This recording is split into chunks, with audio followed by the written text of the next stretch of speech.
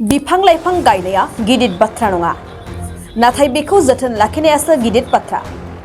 जोंनि गेजेराव 80% ससियेल मिडियायाव गावखौ गुबुननि सिगाङाव दिन्थिनो सानग्रा मानसि दं। बिटिआर सरकारा बिफां लाइफां गायनाय जोथोन लाखिनायाव जोबोरैनो गोसो होदों। दिनै बेफोर गोख्रों बाथ्राखौ बुंदों हाग्रा बिफाननि मावफुं सोद्रोमा रनजित बसुमतारिया।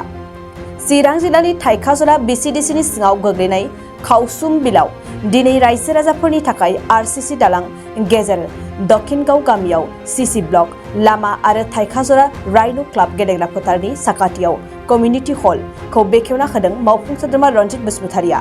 बेफोर गोदानै बेखेवनाय लामा दालांजों गामियारि रायजो राजाफ्रा मोजां खाबु मोनगोन होननानै बिथां रनजित बसुमतारिया फोरमायदों। दिनै मुलुगनां आबहावा सान। बे मुलुगनां आबहावा साना जों साफ्रोमबो बर' फिसानि जिउआव आशीर्बाद मोनसे लाबोथों। मानोना मानसिया मिथिंगाजों सोमोन्दो गोनां गियानि जिब। मिथिंगा गैयाबा मानसिया थांनानै थानो हाया आरो बे मिथिंगानिनो मोनसे खोन्दो हिसाबै मिथिंगाखौ रैखाथि होनायनि जा बिथांखि, बे बिथांखियानो आबहावा सानखौ फालिनायनि गुबै थांखि। दिनै बे सानखौ लोब्बा लाखिनानै जोंनि थाइखाजरा बिसिडिसिनि सिङाव गासै गोबांथार बेवहाय लामा दालां कालभार्ट बायदिसिना जाफुंनो हादों, किन्तु सान्दुं गोसानि थाखाय जों मावफुंजोबनो हायाखै। अब्लाबो इम्पर्टेन्ट मोनथाम मोनब्रैसो खामानिखौ जों दिनै बेखेवबाय। बेवहाय कालभार्ट दङ, लामा दङ मेइनलि, ओमफ्राय नैबे कमिउनिटि हल। बे कमिउनिटि हलखौ जोङो जेब्ला इलेक्सन केम्पेइन जादोंमोन, बे टाइमाव जोङो लकेल मोनसे डिमान्ड हिसाबै दोननानै देरहानानै सरकार दानाय लोगो लोगोनो बे कमिउनिटि हलखौ लुखांगोन होननानै जोंनि पार्टिया समायखिरा लानाय बायदि जों बेखौ मावखांनो हाबाय। मानोना थांनाय 17 बोसोराव बिपिएफआ बिनि साखाथियावनो कमिउनिटि हल मोनसे लुफ्रामनानै बेखौ लानानै रायजोफोरजों राजखान्थि गेलेबाय थादोंमोन। जोङो राजखान्थि गेलेयाखै, जोंनि थांखिया डाइरेक्ट एक्सन। जों बेवहाय डेभेलपमेन्टनि बेलायावहाय, मावनायनि बेलायावहाय राजखान्थि गेलेनायनि बाथ्रा फैनो हाया, ओंखायनो जों एक्सनखौ लानाय जादों।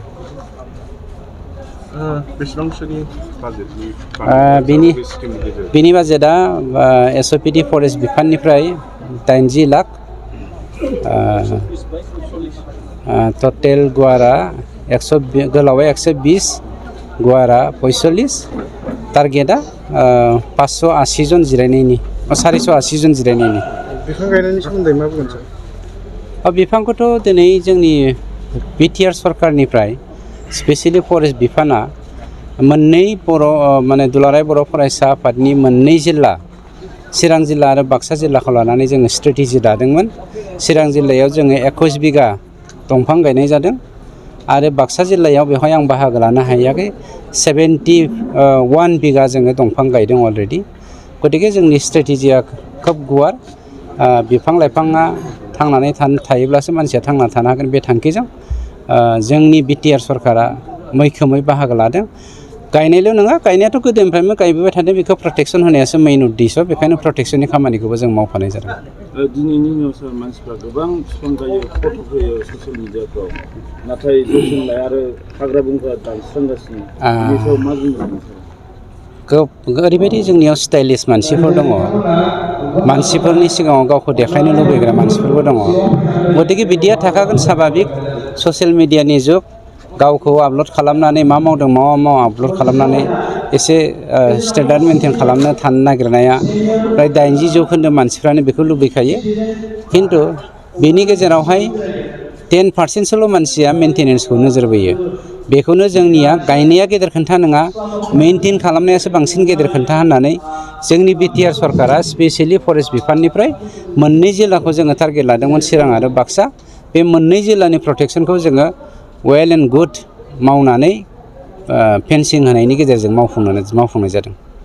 जिसे थाखोआव मुं थिसननो गोनां फरायसाफोरनि थाखाय मोनसे गोनां फोसावथाय। क'क्राझार दा रिलेटिभ पाब्लिक स्कुलाव थाखो 10 सिम मुं थिसननाया सोलिगासिनो।